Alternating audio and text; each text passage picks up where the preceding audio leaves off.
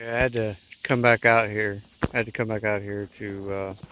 I accidentally deleted the intro whenever I was editing this. So, um, got the obnoxiously bright pink um, stuff sack and the bug net. I showed it originally in its own stuff sack before I put it on here. The bug net by itself weighs 4.50 ounces.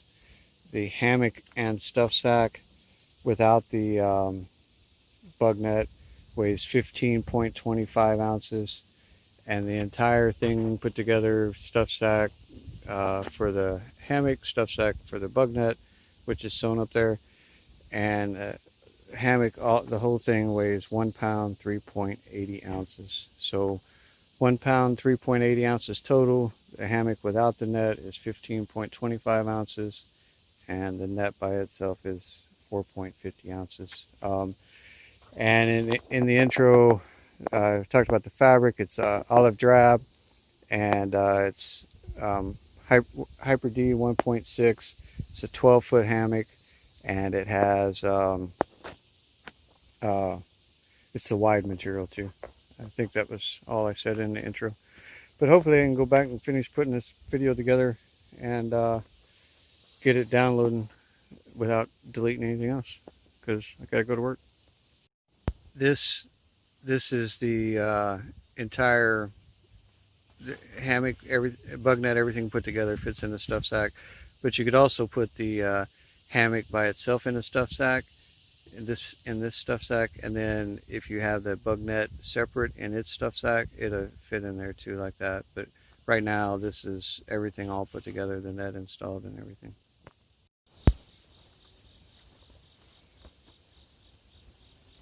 So this this is a hammock that I've been working on for longer than it should have been, and in honor of the nice bright pink stuff sack, I wore my pink boots.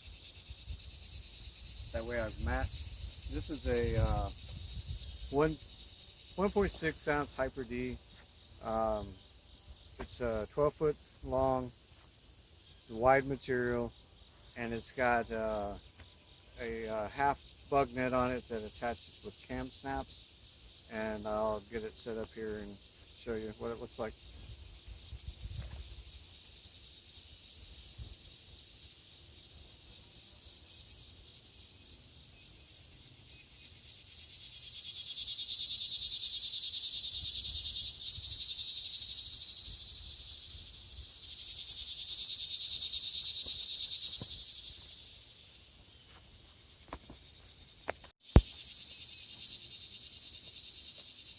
All right, I got the hammock set up.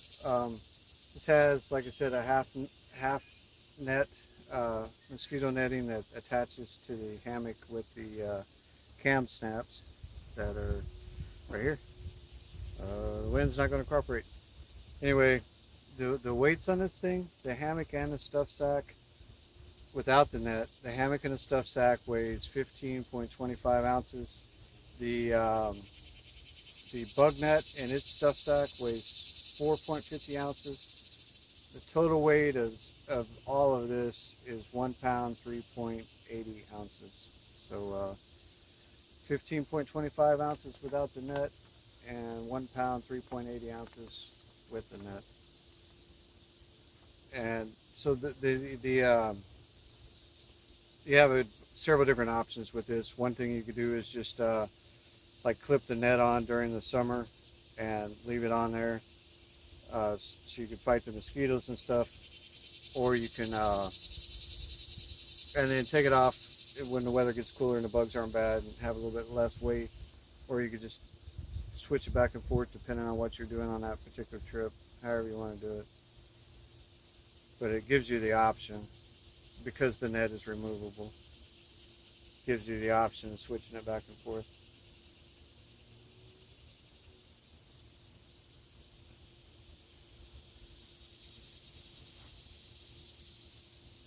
I think if I owned one of these, I would probably just leave the net on all summer, and then take it off for the winter camping.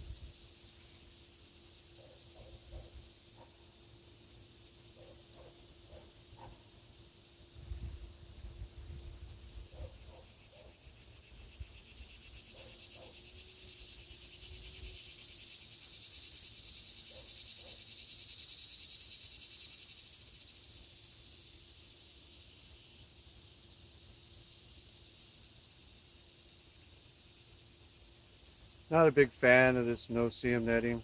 It's really delicate, really a lot of potential for it to tear and everything. It saves weight, and because of that, a lot of people like it. I'm just not a fan of it personally.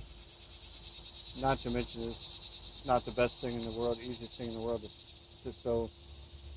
So what I did up here on these first two cam snaps is I reversed the male-female part on one side, so you can't put it on backwards. So you start out with those two, and then everything's going to be right from there. And these cam snaps, I've got gross gain reinforcement behind them to make it a little bit stronger, especially with this type of net. But just be careful. Anytime you use anything with cam snaps, they're really hard to snap and unsnap when you first get it. And with it being on a net like this, you know, there's potential to tear the net if you're not careful with it. The more you use them, the easier they are to snap and unsnap. Okay, I'm not really sure why, but for some reason the video on this is freezing up. It's recording the audio, but not the video. So what I did here is when I first built this hammock, I used a standard width bug net, and everything fit right until I set in it, and then it created these great big gaps up here, and all the bugs were getting in and everything. So I ended up having to take two pieces and sew them together along the side, and that's what I did up here. I did like a flat felled seam, and then the first set of stitching that goes through there to hold the two pieces together, I noticed when I was pulling just a little bit, it was wanting to spread apart. So I went along and did a zigzag stitch across that initial stitching, and made it a lot stronger. So that worked for that. And then down here, where we got the stuff sack sewn in, it's got gross gain between the two nets to reinforce it. And then I've got the gross gain ribbon up here where the cord comes through to reinforce that. And then each one of the snaps, I don't know if you can see it, but each one of the snaps has some gross gain in between them to reinforce that too. So I might as well show you the rest of the hammock. So it's got black stitching and black cam snaps on it. On this end, the bright end with the pink, my eyes will probably never be the same after sewing that thing. It's got a red continuous loop on the head end, and then down here at the foot end, it's got a black continuous loop, and then a gray zinget ridgeline, and our name tags up inside. So I'm going to climb inside the hammock and give you a peek from inside of there. So one thing I want to show you before I climb in there, the way the stuff sack is placed, sewn onto the bug net, it's so you could put all this excess net in there when you're getting in the hammock, so you're not laying on it and pulling on it and putting a lot of extra stress. You can just get inside there, and then once you get inside, just pull the net and let it drop down. And that's my sleeping bag liner, so I can lay in this hammock there for a minute. So the way this works is you can just get inside, and once you're in here, pull the net and it drops down, and then you're good to go.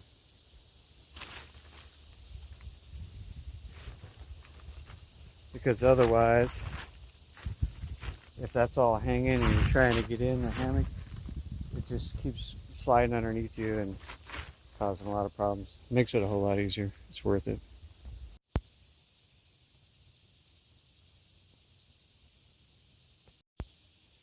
Okay, so this is what it looks like when you get inside the hammock. And then once you get in, all you gotta do is reach up and pull the net out. Let it drop down.